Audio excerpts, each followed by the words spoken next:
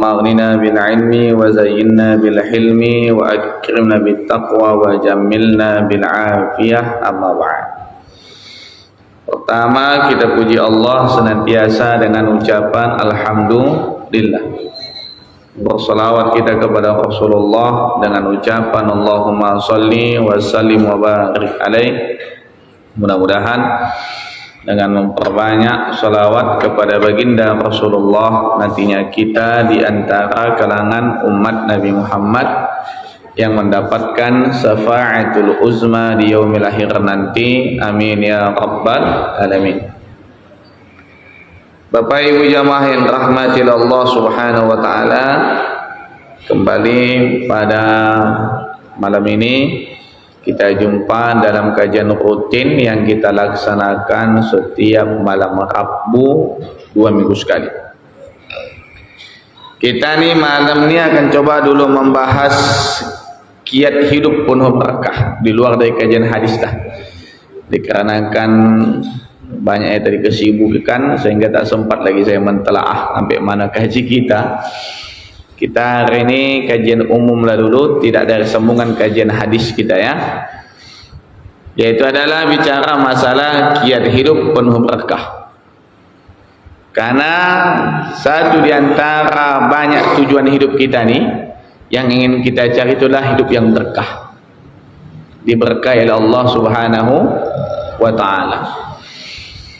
Tapi agama memberikan konsep. Nah ini bagaimana caranya, bagaimana tahapannya, bagaimana langkahnya diatur dalam agama agar hidup kita ini mendapatkan berkah di sisi Allah Subhanahu wa ta'ala. Makanya diantara kata para ulama yang pertama adalah yaitu bertakwa kepada Allah. Ini yang pertama. Karena tak ada lagi selain solusi jalan hidup ini melainkan bertakwa kepada Allah. Sehebat apapun masalah yang kita hadapi, sehebat apapun cobaan hidup yang kita jalani, bagaimanapun persoalan dalam hidup ini yang menerpa diri kita ini, maka jalan satu-satunya di antara banyak jalan, di antara satu di antara banyak jalan adalah bertakwa kepada Allah Subhanahu wa ta'ala. Karena itu sudah janji Allah. Dan ayat itu selalu kita baca, bahkan disebut dengan ayat 1000 dinar. A'udzubillahi minasyaitonir rajim. Wa may yattaqillaha yaj'al lahu makhraja wa yarzuqhu min haitsu la yahtasib. Barang siapa yang bertakwa kepada Allah, maka diberikan baginya jalan keluar. Bagaimanapun persoalan hidup, bagaimana ujian hidup, bagaimana yang menerpa dalam diri kita ini, maka jalannya mudah. Dekatkan diri kepada Allah, tingkatkan ketakwaan, maka akan datanglah yaj'al lahu makhraja, diberikan baginya jalan keluar. Wa yarzuqhu min haitsu la yahtasib, maka akan diberikan baginya rezeki dari jalan yang tanpa diduga-duga. Wa may yatawakkal 'ala Allah fa huwa hasbuh, maka barang siapa yang bertakwa kepada Allah Subhanahu wa ta'ala, maka dia akan mendapatkan jalan keluar tersebut. Nah ini mendapatkan rezeki yang Allah berikan. Maka ini adalah jalan satu di antara kiat hidup berkah. Jadi kalau seandainya kita menghadapi ujian, tak ada manusia ini yang tak terlepas dari ujian. Tak ada manusia ini tak terlepas dari yang namanya cobaan hidup, tak ada.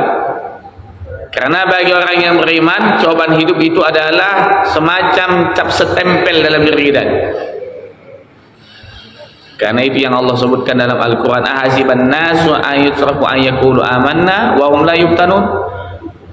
Apakah mereka mengira kalau seandainya mereka mengatakan sudah beriman lalu kami biar begitu saja, padahal mereka belum kami uji, kata Allah. Jangan kita menyangka lantaran kita ini beriman selesai persoalan hidup, salah. Mereka pernyataan aku ini sudah beriman, langsung kita ini menganggap bahwa tak ada ujian hidup, oh salah.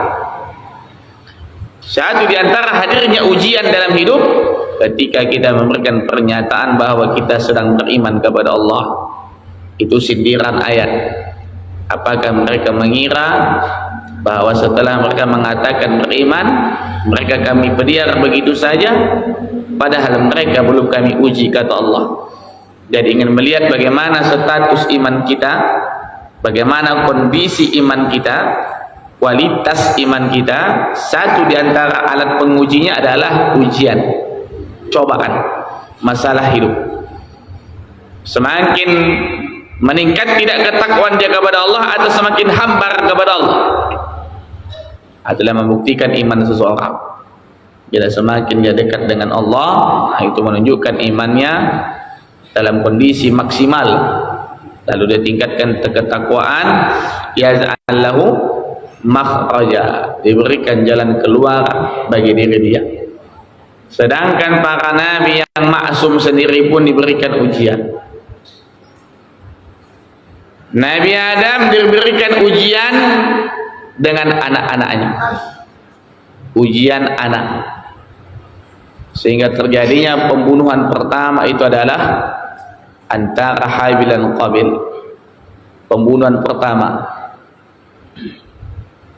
di Damaskus, ada namanya Jabal Dam, ada namanya Jabal Dam, yaitu adalah gunung berdarah. Disitulah pembunuhan pertama, Habil membunuh Qabil. Siapa itu? Anak Nabi Adam.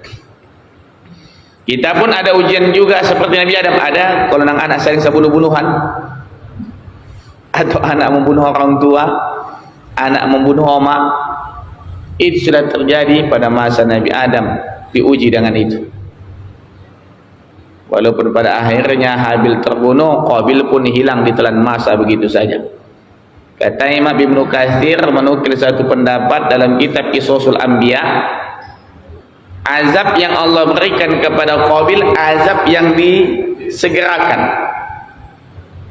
yaitu adalah kemana arah matahari, ke situ arah matanya Allah buat, sehingga orang yang paling tersengat matahari adalah Qabil. Lalu dia berjalan dengan lutut, betis kaki kanan lengket ke bahagian pantat kiri, betis kaki kiri lengket ke pantat kanan, berjalan dengan lutut, sehingga habis dia hilang ditelan masa begitu saja. Itulah azab yang diberlangsungkan langsung kepada Qabil yang telah membunuh Habil. Itu Nabi Adam. Siapa lagi kita lihat? Nabi Nuh, begitu juga diuji dengan anak juga, yaitu adalah Kan'an yang tak mau beriman, sampai akhirnya tak mau beriman kepada Allah Subhanahu wa ta'ala. Siapa lagi? Nabi Musa, umatnya membangkang, tak mau menekan cakap, banyak tanya namun melaksanakan tak mau. Itulah Bani Israel, umatnya Nabi Musa. Diuji. Nabi Sulaiman diuji dengan kekayaan, tapi begitu pun dia mengatakan hadza min fadli rabbi, ini anugerah dari Tuhanku, bukan dariku. Lepas dia ujian di situ. Lolos Nabi Sulaiman ujian harta, sehingga dia katakan ini titipan. Bahasa kita, ini titipan. Ketika orang yang berpunya menyatakan ini titipan, lolos dia ujian dari harta. Nah ini ketika dia katakan itu titipan seperti Nabi Sulaiman.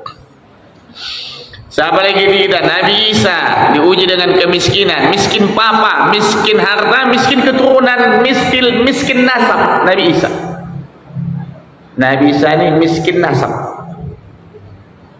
miskin keturunan, miskin harta, diuji dengan kemiskinan. Nabi Ayub diuji dengan penyakit yang tak kunjung sembuh, habis melalah badannya, sehingga kata para ulama hanya dua organ Nabi Ayub yang masih utuh, yaitu adalah hati dan lidah, yang lainnya habis melalah. Begitu juga ujian kepada Nabi Yusuf menjadi budak pembantu di rumah istana raja. Begitu pula pada Nabi Muhammad, diuji dengan keluarganya sendiri. Paman yang sudah dianggap sebagai ayah, ayah hayatnya bagaimana? Namun tidak mau beriman, ikut kepada Nabi Muhammad sallallahu alaihi wasallam. Ketika menikah, lahir dua anak laki-laki, meninggal ketika bayi, diuji Nabi Muhammad. Anaknya yang gadis meninggal. 4 anak para Nabi Muhammad yang perempuan, Zainab, Ruqayyah, Ummi Kalsum, Fatimah. 4 anaknya ini, 3 anak beliau duluan meninggal daripada Nabi Muhammad. Yang hidup sampai Nabi meninggal duluan hanya Fatimah.